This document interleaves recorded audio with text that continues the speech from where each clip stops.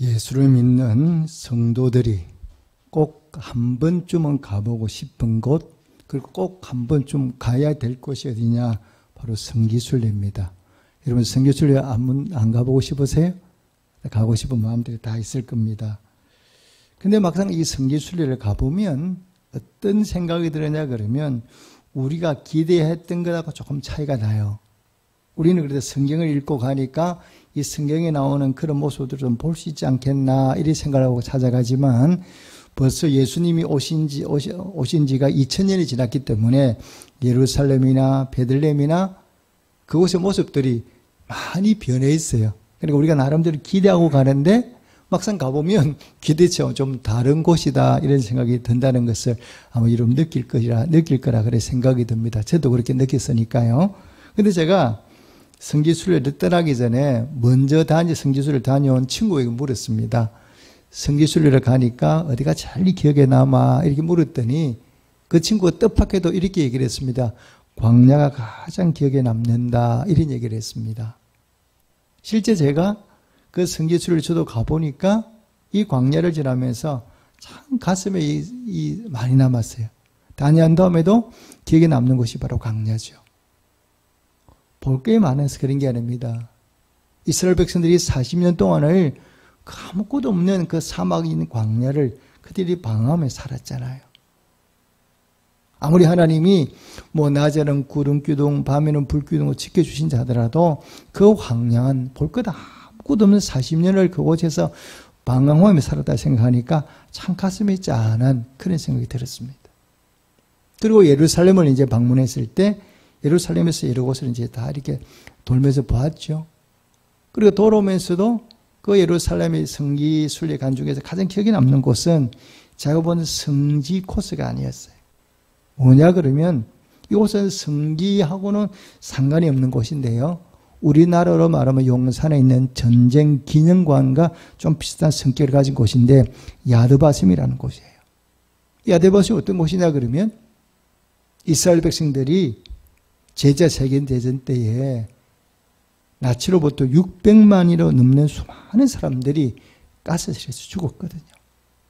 그 죽은 사람들을 어린아이로부터 노년에 이르기까지 모든 사람을 다 이름을 기록해 놓았어요. 그리고 600만 개 정도 촛불을 켜놨어요. 그것을 보고 느끼는 곳이 야드바심이거든요. 그 야드바심을 보고 나올 때 저도 자기 나름대로 좀 충격을 참 많이 받았어요. 근데 막연하게 600만이 죽었다 이렇게 생각을 했는데 그것을 눈으로 보고 이렇게 느끼니까 그 생각이 좀 달라지더라고요. 근데 그 야드바심에 이제 바깥으로는 출구에 보면 욥이라고 하는 동상이 하나 있습니다. 근데 그 동상의 받침대에 무엇이라고 이스라엘 백성들이 기록해 놓았느냐 그러면 이런 글귀가 기록되어 있어요. 망각은 우리로 하여금 다시 포로가 되게 하고 기억은 우리로 자유민이 되게 할 것이다. 이것을 잃어버리면 우리가 언젠가 또 뭐 할 거라고요? 이렇게 죽을 수 있다는 거예요. 반대로 우리가 이것을 기억하고 살아가면 그 기억이 우리로 하여금 자유로운 삶을 만들어 줄 것이다 하는 그런 내용이죠. 이스라엘 백성들의 이 교육하는 법은 전 세계 사람들이 다 뭡니까? 기억하는 거예요. 유대인의 교육 다 나름대로 좋다고 여기는 거죠. 그럼 유대인들이 교육법 가운데 중요하게 여기는 게 무엇입니까? 유대인들이 강조하는 교육의 중심에 뭐가 있느냐? 기억이라는 게 있어요. 유대인들이 기억하는 교육이 바로 뭐냐? 기억하라는 거예요. 반드시 이걸 기억해. 잊지 말고 기억하라는 거죠. 오늘도 우리 김 목사님이 예배 말씀을 읽었는데 신명기 8장 2절입니다. 여호와 하나님께서 왜 광야 길을 걷게 하시는가를 기억하라는 거예요. 이스라엘 백성들이 우리의 선조가 왜 그 광야 길을 40년 걸었는가를 잊지 말고 기억해라. 이것이 성경의 가르침이에요. 자, 그렇다면 이스라엘 백성들을 보고 성경에 기억하라고 말씀하는데 무엇을 기억하라는 얘기입니까? 기억하라는 내용이 있을 것 아닙니까? 그럼 무엇을 기억하라고 말씀하고 있냐? 자, 오늘 이렇게 질문을 하면 신구약 본문은 여기에 대해서 우리에게 그 답을 말씀하고 있습니다. 먼저 자, 지난주일에 제가 부활절을 맞이해서 설교를 했습니다. 부활절 설교로 제가 두 가지를 간단히 얘기를 하면, 하나는, 첫째는 뭐냐, 부활신앙의 원조가 누구냐고 물었어요. 부활신앙의 원조가 누구였다 그랬습니까? 아브라함. 잘 기억하고 계시죠? 또 하나는 이 부활신앙의 주님이 부활하셔서 어디 계시다? 하늘나라도 계시지만 우리와 함께 하신다. 이 두 가지가 제가 지난번 설교했던 내용들입니다. 그런데 여러분, 구약 성경이 보면 지난주도 말씀드렸지만 부활이라는 단어는 거의 나오지 않습니다. 부활신학이라는 그런 얘기는 신학에 와서 하던 얘기지 구약 시대는 이런 얘기를 별로 해본 적이 없습니다. 그런데 아브라함이 어떻게 믿음의 조상인데 그가 어떻게 해서 부활신앙을 소유하고 있었나 이렇게 물어보면 제가 말씀을 드렸죠. 하나님이 아브라함에게 찾아오셔서 하신 말씀이 내 독자 이삭을 모리아 산에 가서 바쳐라. 뭐로 바쳐라고요? 번제물로 바쳐라 그랬어요. 아들을 죽여서 제사를 드리는 거니까 이거는 어느 누구도 받아들이기 어려운 시험이에요. 그래서 하나님이 아브라함을 시험하사 이렇게 말씀했거든요. 이미 시험이에요. 그런데 아브라함이 이 힘들고 어려운 시험을 잘 이겨냈죠. 어떻게 이겨냈습니까? 제가 지난주에 말씀드렸어요. 하나님이 아브라함에게 언약의 말씀을 주셨거든요. 이삭이 태어나기 전에 이삭을 통해서 내 씨가 천하만민에게 하늘의 별과 같이 바다의 모래알처럼 많은 자손이 번성하게 될 거다. 이렇게 이미 약속을 주셨어요. 아브라함은 그 언약의 말씀을 기억하고 있죠.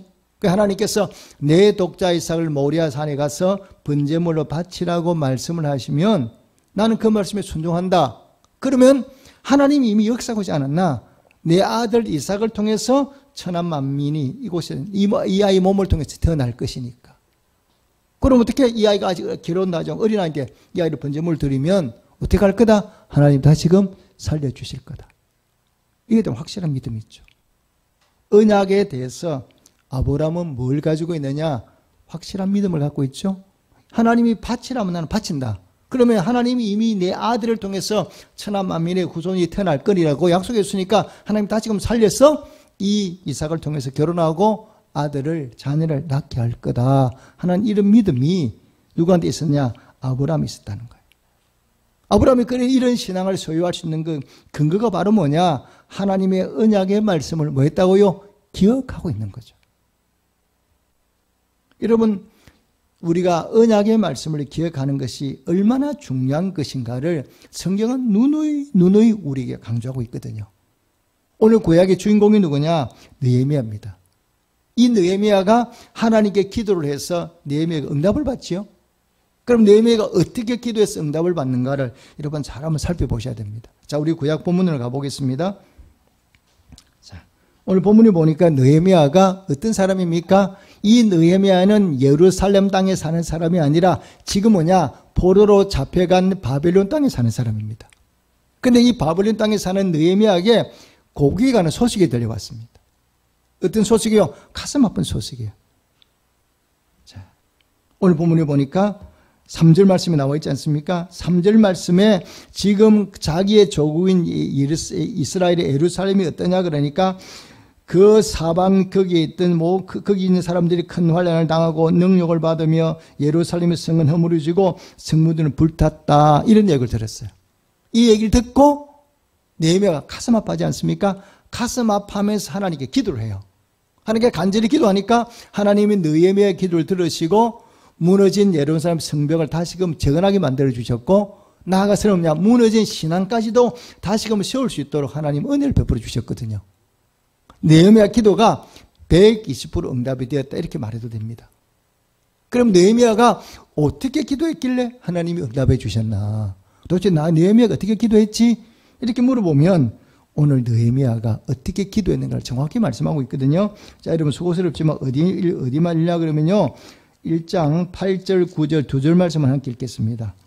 8절 9절 2절 말씀만 함께 읽겠습니다. 시작. 옛적에 주께서 주의 종 모세에게 명령하여 이르시되 만일 너희가 범죄하면 내가 너희를 여러 나라 가운데 흩을 것이요 만일 내게로 돌아와 내 계명을 지켜 행하면 너희 쫓긴 자가 하늘 끝에 있을지라도 내가 거기서부터 그들을 모아 내 이름을 두리고 택한 곳에 돌아오게 하리라 하신 말씀을 이제 청하건대 기억하옵소서. 어떻게 기도합니까? 그냥 자기 생각대로 막 기도하는 게 아니라 언약의 말씀을 붙들고 기도하죠.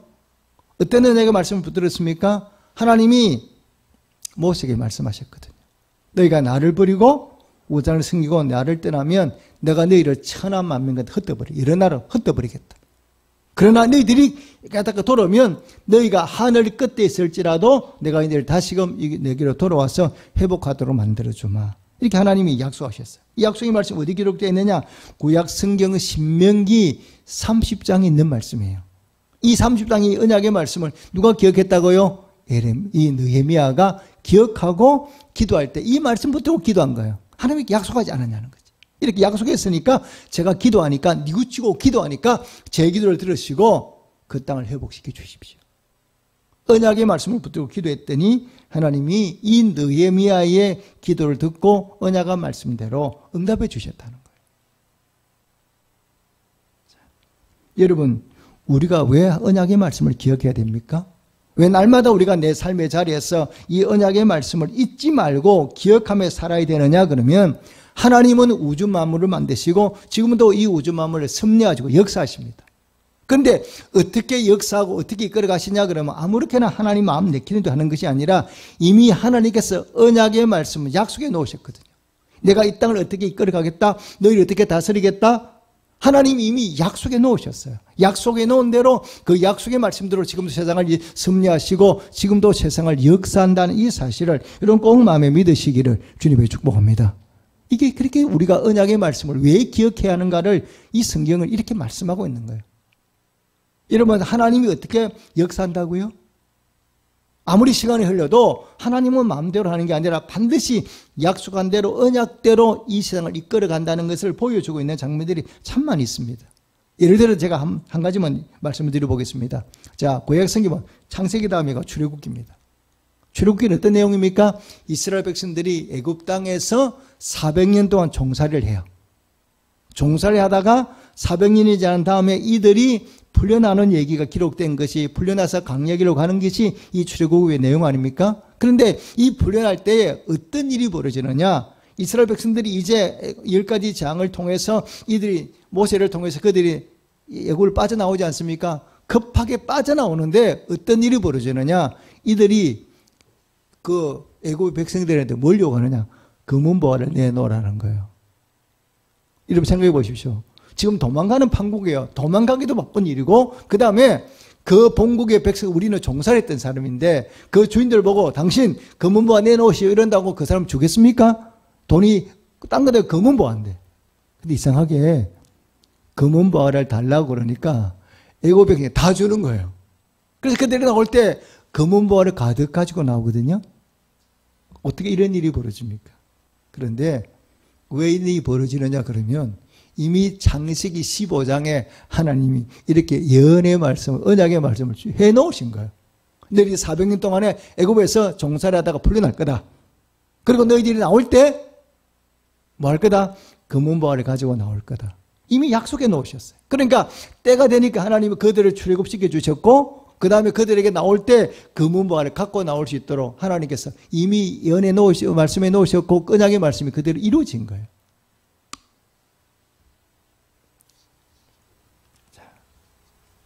이것은 구약만 얘기하는 게 아닙니다. 여러분 신약도 마찬가지거든요. 오늘 신약의 내용이 어떻게 이루어졌는가 한번 보시겠습니다. 자, 여러분 우리 신약 본문을 한번 보겠습니다. 신약 본문 사도행전 2장을 한번 펴보시죠.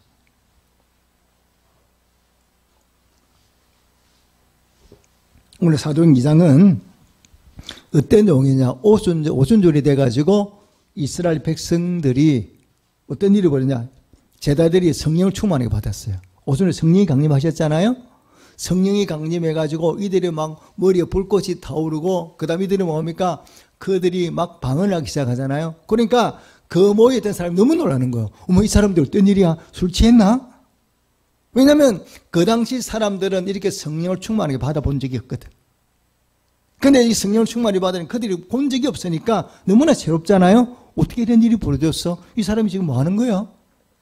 그때에 베드로가 얘기하는 장면이에요. 놀라지 말라는 거예요. 지금 우리 모두는 성령을 충만히 받았다.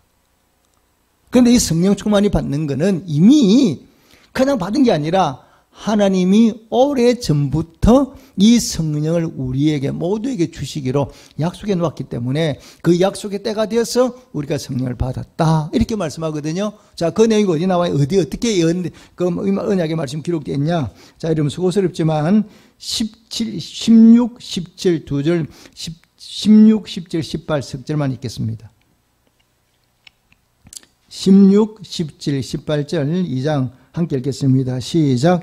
이는 곧 선지자 요엘을 통하여 말씀하신 것이니 일렀으되 하나님이 말씀하시기를 말세에 내가 내 영을 모든 육체에 부어주리니 너희의 자녀들은 예언할 것이요 너희의 젊은이들은 환상을 보고 너희의 늙은이들은 꿈을 꾸리라. 그때 내가 내 영을 내 남종과 여종들에게 부어주리니 그들이 예언할 것이요. 아멘. 이미 언제 예언해 놓았어요? 구약 성경 요엘 시대에, 선지자 요엘 시대에 하나님이 요엘 선지자를 이미 예언해 놓은 거예요. 언약의 말씀을 주셨는데 그 언약의 말씀이 이제 이루어진 거라는 거예요. 그러니까 성령이 강림한 것도 그냥 아무렇게나 강림한 게 아니라 오래전부터 하나님이 내가 이 모든 사람들에게 때가 되면 성령을 부어주마 약속했는데 그 약속의 때가 돼서 이제 성령이 임하게 됐다. 이것이 바로 뭐냐? 베드로의 고백이에요.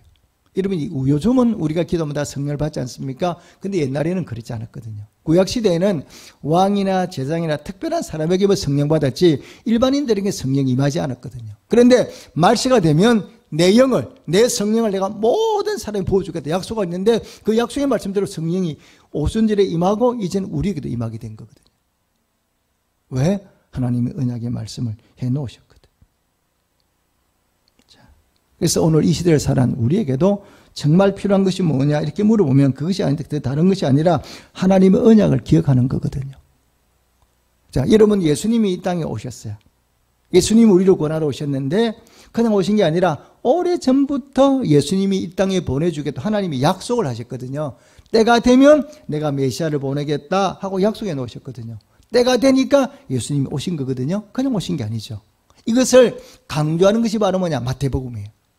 우리가 잘 아는데 신약에는 마태, 마가, 누가, 요한 사복음서가 있지 않습니까? 이 사복음서 가운데 마태복음은 읽는 대상이 누구냐? 유대인들이에요. 이 기록할 때 유대인들을 보고 읽으라고 기록해 놓은 것이 마태복음이거든요. 이 마태복음에는 어떤 내용이 많이 기록되어 있냐? 구약이 많이 인용이 되어 있어요. 유대인들이 예수님을 메시아로 받아들이지 않으니까 마태가 뭐라고 기록합니까? 봐라. 이 구약 성경에 이렇게 예수님이 이 메시아로 오신다는 걸 예언해 놓지 않았나? 기록해 놓지 않았냐?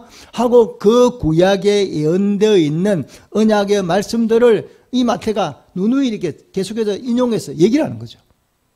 예수님이 그냥 오신 게 아니라 구약 시대에 이미 오시겠다고 약속한 예수님 오신 거다. 이걸 강조하는 게 마태복음이거든요. 히브리서도 마찬가지지 않습니까? 히브리서도 뭡니까? 유대인들이 읽으라고 기록한 기록이거든요. 유대인들에게 말하는 뭐냐? 예수님이 뭐냐? 대제사장 아니냐? 그 예수님이 누구다? 바로 구약에 예언한 그 오시기로 약속한 대제사장이 바로 예수님이다. 이걸 강조하는 히브리서예요. 그래서 신앙생활을 한다는 게 바로 뭐냐? 이렇게 물어보면 간단하게 언약의 말씀을 잊지 않고 기억하는 거예요. 이 언약의 말씀 잊지 않고 기억하고 이 말씀을 가까이 하고 이 말씀대로 살기를 힘쓰는 것이 바로 뭐냐? 간단히 말하면 이것이 바로 뭐냐? 신앙생활이에요. 여러분 인생을 복되게 살고 싶다고 생각이 드십니까? 어떻게 인생을 복되게 사느냐? 내가 내 힘대로 산다고 인생이 복되게 사는 게 아닙니다. 인생을 복되게 사는 가장 큰 비결은 바로 뭐냐? 하나님의 언약의 말씀을 여러분 가까이 하는 성도가 되시기를 주님으로 축복합니다. 이것이 우리 삶을 복되게 만들거든요. 자, 제가 예를 한번 들어보겠습니다. 구약시대에 이스라엘 백성들에게 왕들이 세워졌어요. 이스라엘 왕을 세워달라. 그래서 하나님이 왕을 세웠습니다. 첫째 왕이 누구냐? 우리가 잘 아는 사울입니다. 둘째 왕이 누굽니까? 다윗입니다. 그런데 사울과 다윗은 둘 다가 다 복받은 사람, 우리 요즘 말하는 복된 사람이에요. 왜? 하나님이 직접 선택했거든요. 본인이 왕이 되겠다고 말한 게 아니라 하나님이 선택하셔가지고 왕으로 삼았으니까. 하나님 인정을 받고 백성들로부터도 존경을 받은 왕이니까 대단한 사람들이죠. 그런데 시간이 지나고 보면 사울과 다윗은 너무나 다른 세상을 삽니다. 사울은 인생이 마지막은 뭐냐? 비극으로 끝이 나요. 비참하게 죽죠. 반대로 다윗은 힘들게 왕이 됐지만 마지막까지 그는 복된 인생을 살다가 예수님의 조상이 되는 그 은혜도 입었어요. 왕으로뿐만 아니라. 그러면 둘 사이의 이 삶을 갈라놓은 게 뭐냐는 거. 이 둘의 사이 가장 큰 차이가 뭐냐? 이거는 당기는 게 아니라 하나님이에요. 자, 뭘 보고 알 수 있습니까? 자, 여러분 지금 우리가 교회 나와서 예배를 드리는데요. 이 지금 우리가 드리는 이 예배당 성전은 뭘 기준으로 만든 거냐 그러면 구약의 성막을 기준으로 만든 거거든요. 자, 성막이 바로 뭐냐?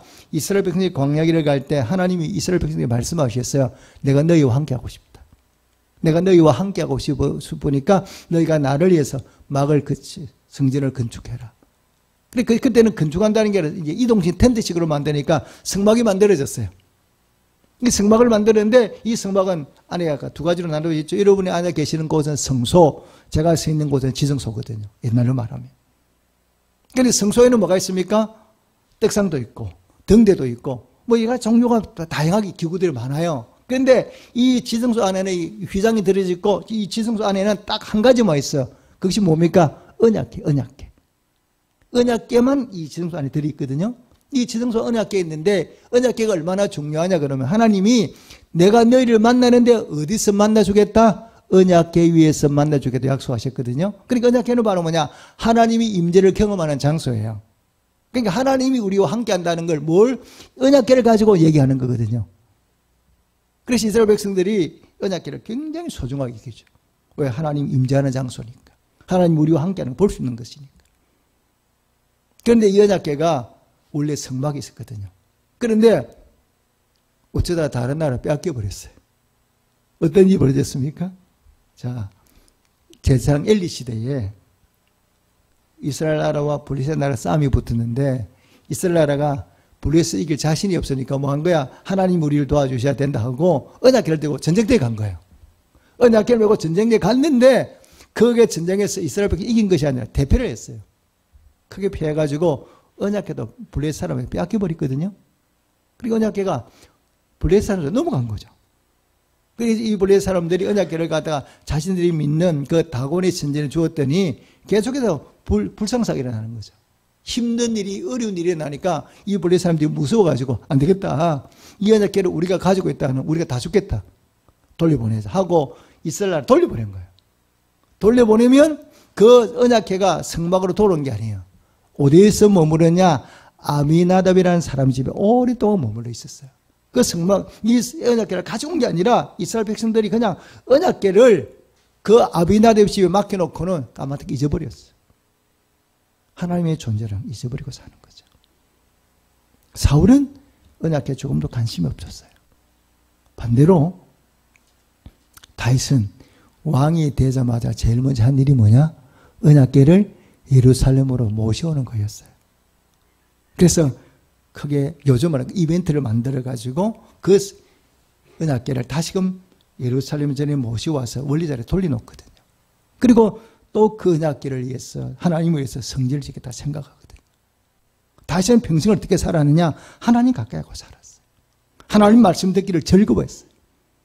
언약을 소중하게 여기며 살았어요. 결과가 뭐다? 다윗은 복된 인생을 사는 거예요. 오늘도 마찬가지죠. 우리가 인생을 잘 사는 비결이 바로 뭐냐? 그런 우리가 열심히 산다고 되는 것이 아니라 하나님의 언약을 기억하고 그것을 믿고 하나님 의지하며 살아가는 성도가 되시기를 주님으로 축복합니다. 왜 그렇습니까? 하나님은 그때나 지금이나 변함없이 하나님의 언약을 그대로 지켜 행하시는 분이에요. 그래서 우리가 인생을 잘 사는 비결이 뭐냐? 하나님의 언약을 내가 기억해야 돼. 어떤 순간이 와도 특히 어려움을 만났을 때도 뭘 기억하느냐? 하나님이 우리에게 약속하신 언약의 말씀을 기억하면서 사는 거죠. 하나님 우리에게 뭐라고 말씀하셨어요? 두려워하지 말라. 내가 너와 함께 함이니라. 놀라지 말라. 나는 내 하나님이 팀이니라. 약속해 주셨어요. 내가 너를 복주고 복주며 너를 번성하게 하리라. 약속이에요. 내게 주신 약속이에요. 어려움을 만났다. 뭐라고 말씀하세요? 아무것도 염려하지 말고 오직 기도와 간구로 너희를 구할 것을 감사함으로 아뢰라. 어려움을 만나냐? 염려하지 말고 내게 나와서 뭐라고? 네가 감사하는 마음으로 기도해라. 이게 하나님의 언약의 말씀이거든요. 우리가 이 세상을 힘들고 어렵지만 어떻게 이겨나가느냐? 내 힘으로 이기는 게 아닙니다.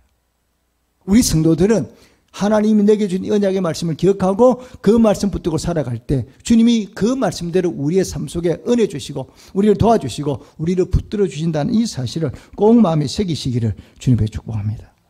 여러분, 예배가 어떤 시간입니까? 여러분, 예배가 무슨 시간입니까? 예배는 간단히 말하면요, 이 언약의 말씀을 기억하는 자리예요. 내가 한 주간 세상에 살다 보면 너무 바쁘게 살다 보니까 하나님 언약을 기억을 하지 못해. 여러분, 직장생활 막 바쁘게 움직이는데 하루 종일 하나님 말씀 생각하십니까?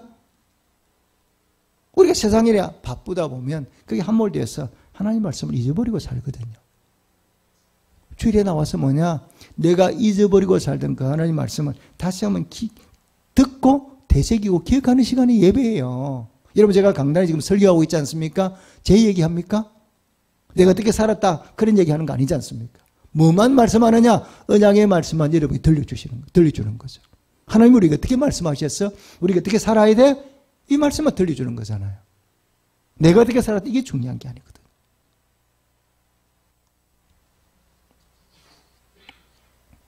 여러분, 우리가 세상을 살아가면서 붙들어야 될 게 뭐라고 생각합니까? 우리는 세상을 살아가면서 어떻게 하나 세상 거 붙들어 보려고 그러거든요. 이거 붙들어야 돼. 내가 높은 자리에 올라가야 돼. 좋은 대학 들어가야 돼. 돈 좀 많이 벌어야 돼. 이거 우리 붙들고 막 산다고요. 근데 여러분, 세상에 많은 것들은 아무리 내가 붙든다고 내 것이 되지 않을 때가 참 많습니다. 여러분, 세상 것은 붙들면 뭐다가 똑같은지 아십니까? 물을 움켜잡는 거 똑같아요.